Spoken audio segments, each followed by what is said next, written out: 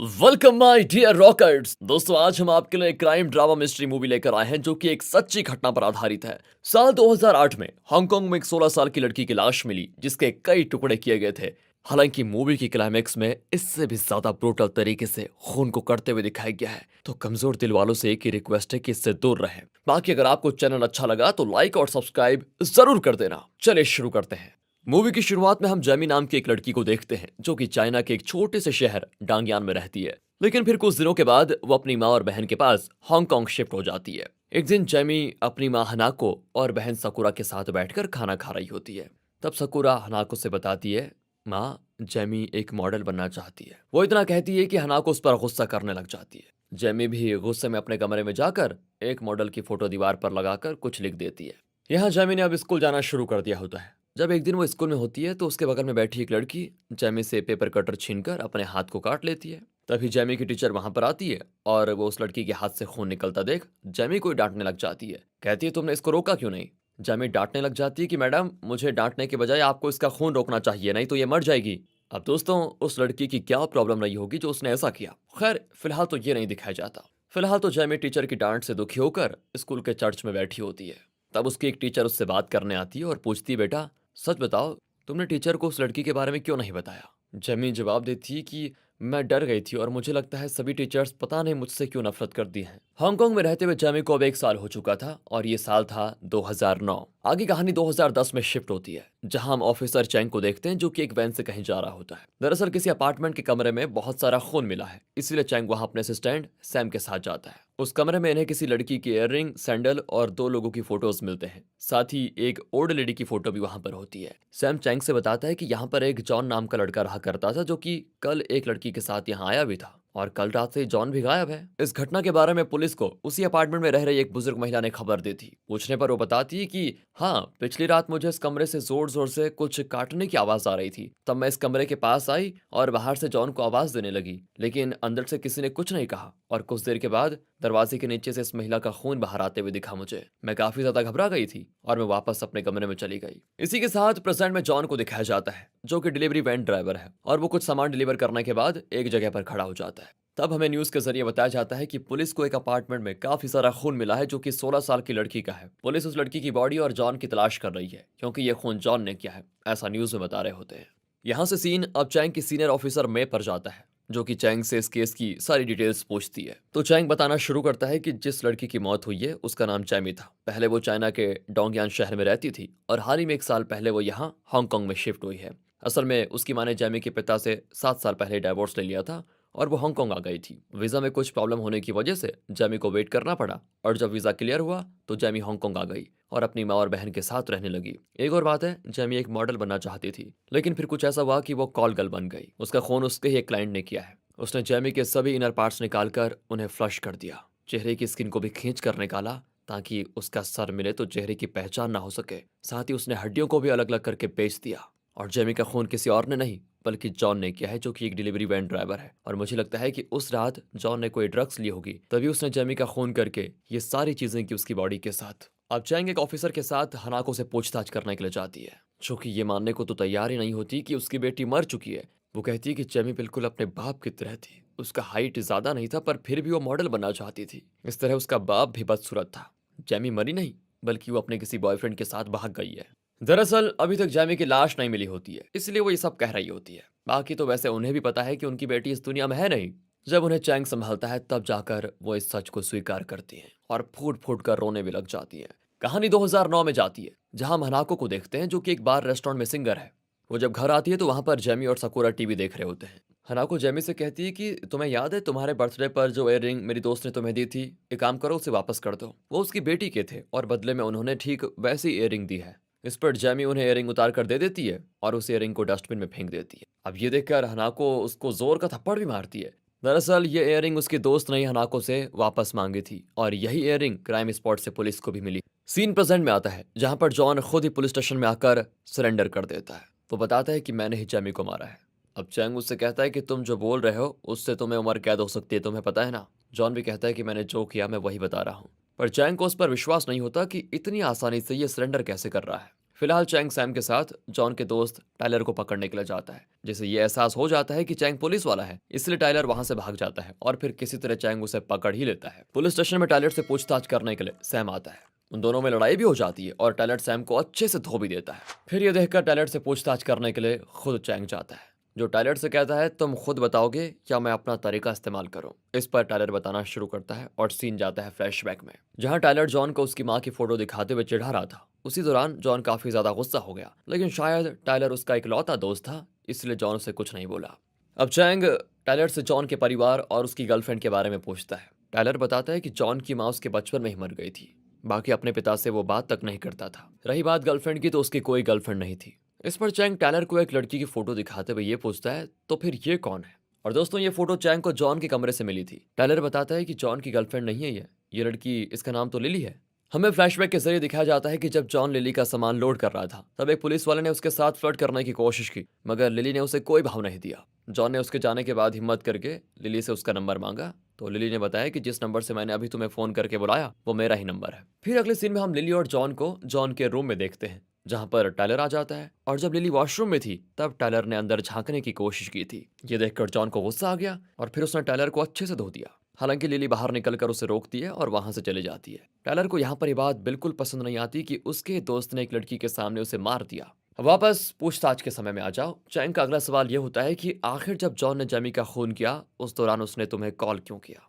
असल में जब टायलर उस वक्त सलून में था, तब जॉन का उसे फोन आया और जॉन ने उससे कहा था कि मुझे नहीं पता था कि एक पतले दुबले शरीर में इतना मांस हो सकता है। अब आगे चैंग सर्च टीम को जेमी की बाकी की बॉडी को ढूंढने के लिए एक लेक में भेज देता है। ये देखकर सैम कहता है कि अरे तुम परेशान क्यों हो, उसकी बॉडी अब नहीं मिलेगी। फिलहाल चैंग जेमी की बहन सकुरा से मिलने जाता है। सकुरा बताती है कि जेमी जब से हांगकांग आई थी, तब से उसे न जाने क्या हो गया था। उसने कुछ दिनों के बाद स्कूल भी छोड़ दिया और पैसे कमाने के लिए वो काम करने लगी। और ये उसने गरीबी की वजह से नहीं, बल्कि अपनी जरूरतों को पूरा करने के लिए किया था। यहाँ चैंग देखता है कि एक हाई हील सैंडल्स पड़ी हुई है। सकुरा बताती है कि ये सैंडल्स जेमी की है, उसकी हाइट कम थी और उसे मॉडल बनना था, इसलिए वो ऐसी सैंडल्स पहनती थी। इसी के साथ सीन पास्ट में जाता है, जहां हम जेमी को देखते हैं। वो तैयार होकर एक मॉडलिंग ऑडिशन में जाती है, जहां फोटोशूट के दौरान एक आदमी की नजर जेमी पर पड़ती है। प्रेजेंट में चैंग जेमी के अंकल से मिलता है और पूछता है, क्या आपको पता था कि जेमी जिंदा नहीं रहना चाहती थी? अब जेमी के अंकल कहते हैं कि अगर आपको सबूत नहीं मिल रहा है या आप उसके बारे में ज्यादा जानना चाहते हैं, तो आप उसके पिता से मिलिए, जो कि गांव में रहते हैं और फार्मिंग वगैरह करते हैं।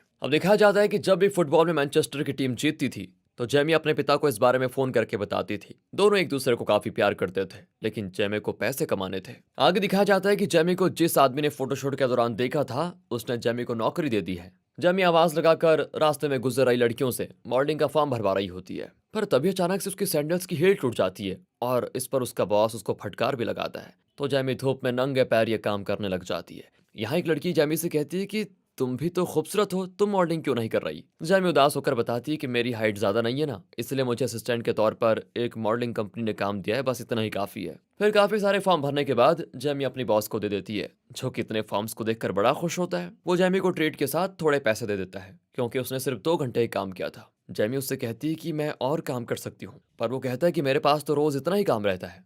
अब जेमी को एक बर्गर शॉप के बारे में पता चलता है। वहां जॉब थी, तो जेमी वहां पर काम करने लग जाती है। साथ ही उसकी वहां पर काफी फ्रेंड्स भी बन जाती हैं और उन्हीं फ्रेंड्स ने जेमी को धंधा करने के बारे में बताया। प्रेजेंट में दिखाते हैं तो चैंग हानुका से बताता है, जॉन के मुताबिक जेमी ने उससे कहा था कि मुझे मार डालो। इसीलिए हम समझने की कोशिश कर रहे हैं कि किस वजह से जेमी ने ऐसा बोला और जॉन की मानसिक स्थिति इतनी खराब क्यों थी कि उसने ऐसा कर भी दिया।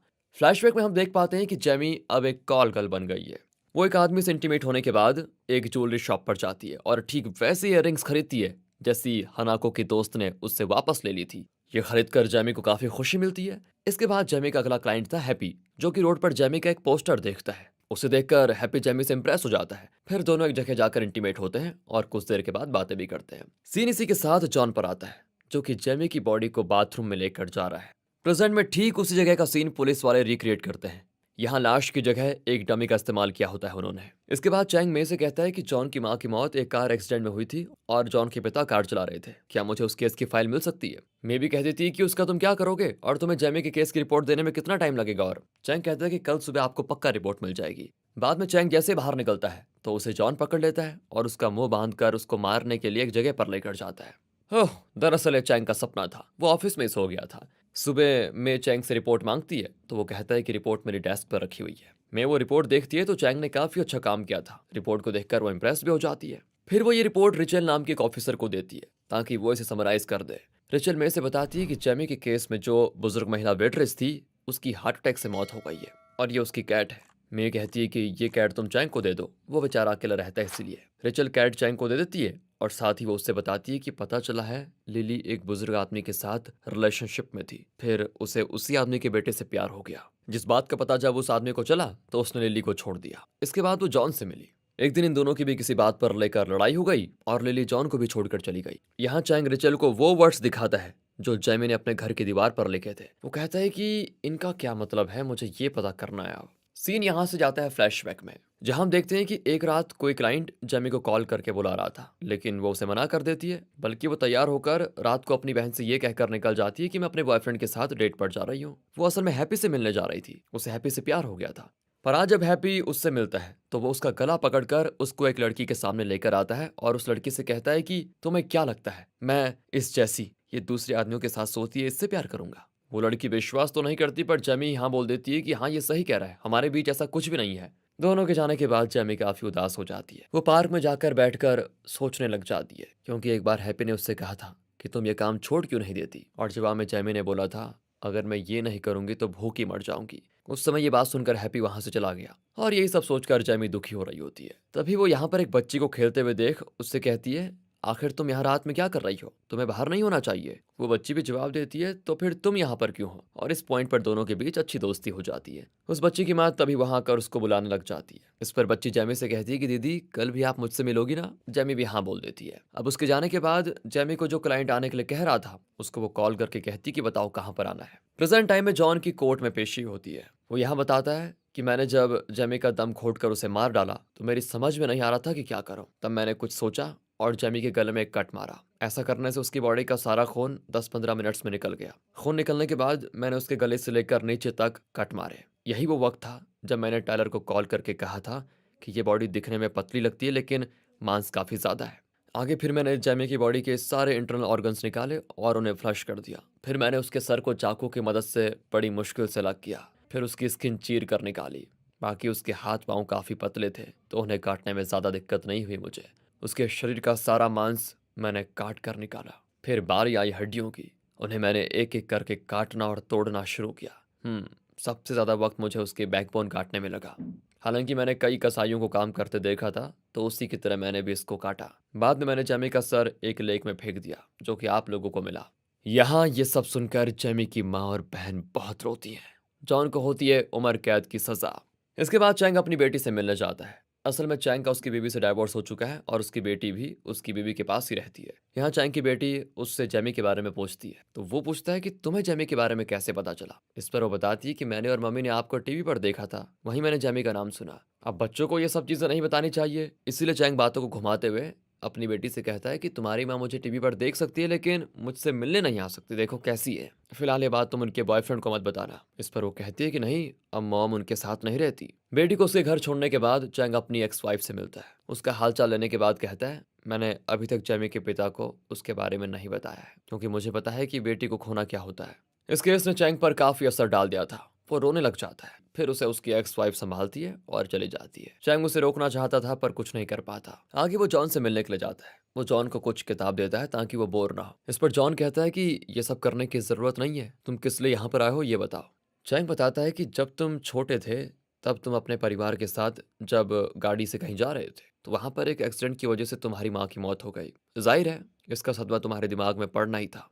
इस वक्त तुम्हारे पिता की हालत ठीक नहीं है, वो बहुत ज़्यादा बीमार है। मैं जब तुम्हारे पिता से मिलने और उन्हें तुम्हारी गाड़ी की चाबी देने गया तो वहाँ मेरी मुलाकात तुम्हारे साइकेट्रिस्ट से हुई, जिन्होंने मुझे बताया कि तुम पोस्ट ट्रॉमेटिक स्ट्रेस डिसऑर्डर से पीड़ित रह चुके हो। तुम्हारा इलाज उन्होंने ही किया था। फिर तुम्हारी जिंदगी में लिली आई जो कि टॉक्सिक और पैसे की भूखी थी। इस कारण उसने तुम्हें धोखा दे दिया और तुम्हारे अंदर औरत को लेकर नफरत भर गई। नहीं तो क्या ही कारण हो सकता है कि तुमने जेमी को मार डाला होगा। वो तो तुमसे पहली बार मिली थी, ना तो उससे तुम्हारी कोई दुश्मनी थी, ना ही उसको मारकर तुम्हें कोई फायदा होने वाला था। इस पर जॉन कहता है मेरी ना तो जेमी से कोई दुश्मनी थी और ना ही मैं औरतों से नफरत करता हूँ। मुझे नफरत है लोगों से। जब जेमी ने मुझसे कहा कि मुझे मार दो तो मैंने उसे मार दिया क्योंकि मुझे लगता था कि वो भी पैसों के लालच में लिली की तरह हो जाएगी। उस वक्त मैंने जो भी किया पूरे होशो हवास में किया, कोई ड्रग्स नहीं लिए थे मैंने। और मैं आपको एक सीक्रेट बताऊं, उस दिन मैंने एक की नहीं बल्कि 2 जान ली थी और फ्लैशबैक में हमको दिखाया जाता है कि जॉन के हाथ में जैमी का बच्चा था, यानी कि वो प्रेग्नेंट थी। जैमी हैप्पी के बच्चे की माँ बनने वाली थी। उसने जॉन से खुद को मारने के लिए इसीलिए कहा क्योंकि हैप्पी ने उसे छोड़ दिया और वो अपनी जिंदगी से बिल्कुल भी खुश नहीं थी।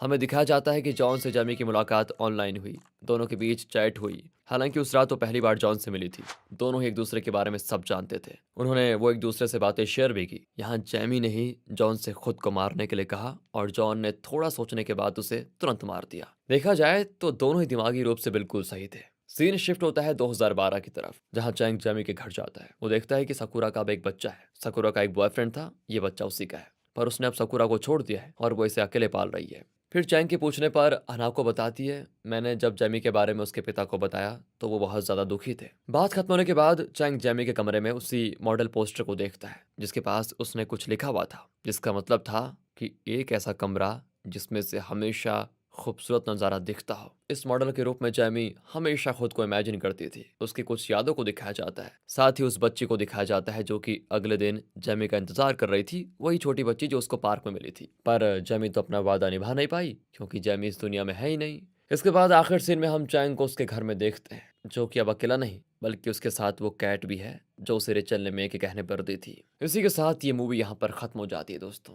बाकी अगर आपको वीडियो अच्छी लगी हो, एक्सप्लेनेशन अच्छा लगा हो तो लाइक कीजिए। स्टोरी शायद आपको अच्छी ना लगी हो, पर कोई बात नहीं। मिलते हैं अगली वीडियो में। ध्यान रखें अपना and finally thanks for watching.